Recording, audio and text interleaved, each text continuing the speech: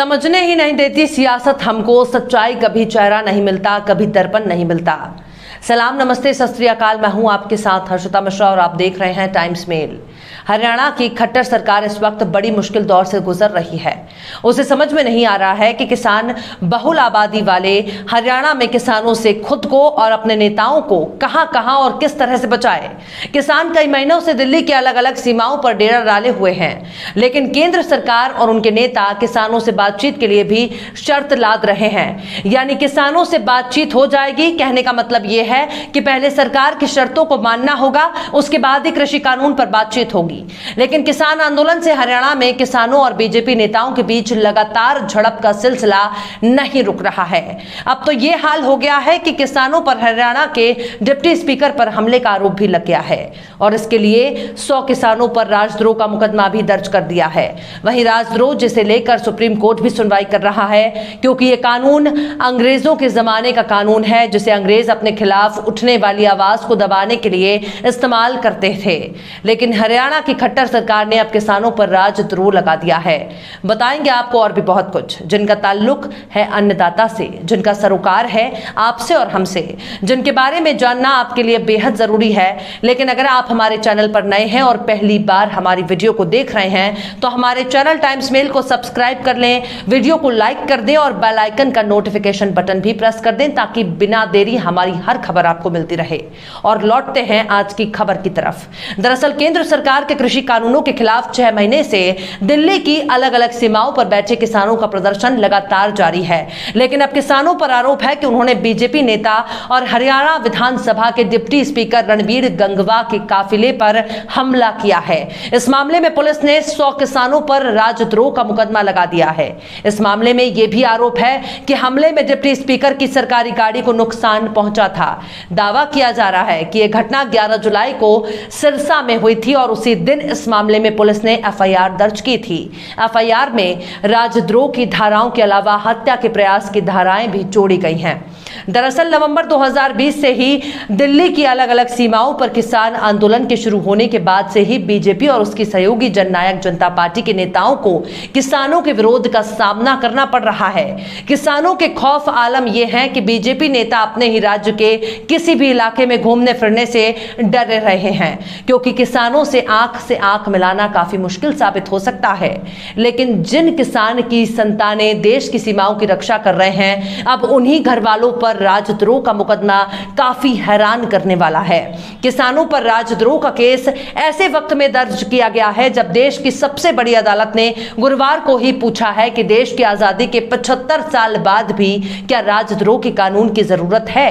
अदालत ने कहा है कि वो इस कानून की वैधता को जांचेगी और इस मामले में केंद्र सरकार का जवाब भी मांगेगी। अदालत ने कहा कि यह कानून औपनिवेशिक है और ब्रिटिश काल में बना था।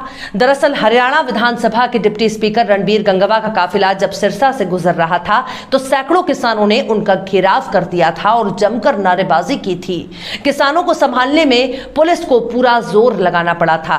हालांकि संयुक्त किसान मोर्चा ने इस मामले में किसानों पर लगाए गए मुकदमों को झूठा बताया है और कहा है कि वो इन्हें अदालत में चुनौती देगा।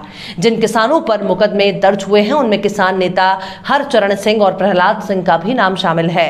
संयुक्त किसान मोर्चा ने कहा कि किसानों पर राजद्रोह जैसा गंभीर मुकदमा इसलिए लगाया गया है क्योंकि वे गंगवा के खिलाफ प्रदर्शन कर रहे थे। दरअसल केंद्र सरकार के कृषि कानूनों के खिलाफ आंदोलन कर रहे किसान अब अपने आंदोलन को रफ्तार देने जा रहे हैं। भारतीय किसान यूनियन के नेता राकेश टिकैत ने कहा कि 22 जुलाई से किसान संसद के नजदीक धरना देना शुरू करेंगे। सरकार के सामने यह बड़ी चुनौती है क्योंकि 19 जुलाई से संसद का सत्र शुरू हो रहा है। ऐसे में देश के जनप्रतिनिधियों को बार बार किसानों के सामने होकर गुजरना होगा। किसान आंदोलन को लेकर जितना दबाव बीजेपी पर है उतना ही उसके सहयोगी दलों पर भी है।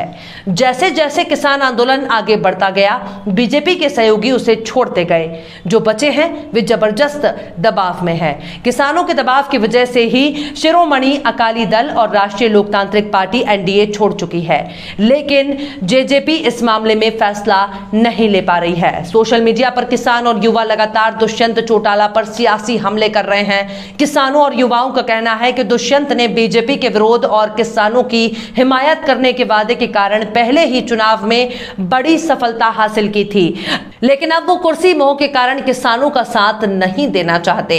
आपको बता दें कि किसान संगठन कृषि कानूनों के विरोध में पिछले 7 महीनों से दिल्ली के बॉर्डर्स पर धरना दे रहे हैं। किसानों ने कहा कि जब तक उनकी मांगें नहीं मानी जाती तब तक आंदोलन चलता रहेगा।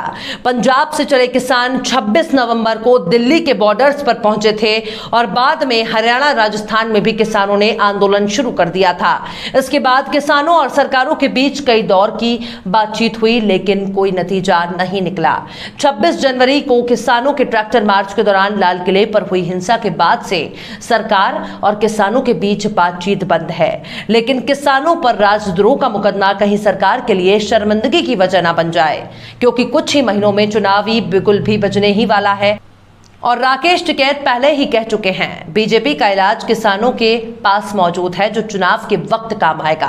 राकेश टिकैत ये भी कह चुके हैं कि जो दवाई बंगाल में दी गई वही दवाई यूपी में भी दी जाएगी। दुष्यंत कुमार ने भी क्या खूब फरमाया है, मसलहत आमेज होते हैं सियासत के कदम, तू ना समझेगा सियासत, तू अभी नादान है। फिलहाल इस वीडियो में बस इतना ही। वीडियो आपको कैसा लगा कमेंट बॉक्स में जरूर बताएं। वीडियो पसंद आए तो लाइक करें। हमारी वीडियो लिंक को फेसबुक, ट्विटर, व्हाट्सएप पर अपने रिश्तेदारों, यार दोस्तों को भी शेयर करें। और बेबाक, निष्पक्ष, स्वतंत्र पत्रकारिता को सपोर्ट करने के लिए आप हमारे यूट्यूब चैनल टाइम्स मेल को जरूर सब्सक्राइब करें और बेल आइकन की घंटी वाली बटन भी जरूर दबा दें, ताकि आपको हमारे आने वाले नए वीडियो की नोटिफिकेशन फौरन मिल जाए। फिर मिलते हैं किसी और वीडियो में एक नई खबर के साथ। हर्षिता मिश्रा को दीजिए इजाजत। जय हिंद।